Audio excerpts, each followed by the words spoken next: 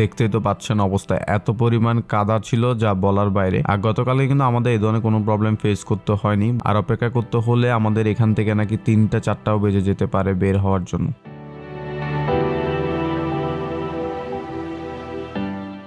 তো সেক্ষেত্রে আমরা কেয়ার করার সব উঠে পড়লাম ইঞ্জিন চালিত নৌকায়। বাট উঠার পর খেয়াল করলাম এখানে 25 থেকে 30 জনের মতো ভালোভাবে কিন্তু বসা যায়। মাঝি দেখলাম এখানে প্রায় 40 জনের মতো মানুষ বসিয়েছেন এবং সেই সাথে সবার কিন্তু ব্যাগও ছিল। তো ওনাকে বারবার নিষেধ করার পরে কিন্তু উনি কারো কথাই শুনেনি, উনি ওনার মন মতো করে কিন্তু মানুষ নিচ্ছিল। আর এখানে যেভাবে দেখতে পাচ্ছেন স্বাভাবিকভাবে বসে আছে, এরা কিন্তু কেউই স্বাভাবিকভাবে বসে নেই। সবার মনে কিন্তু প্রচন্ড ভয়, কারণ অলরেডি 2-3 বার কিন্তু নৌকা উল্টে যাওয়ারও সম্ভাবনা ছিল।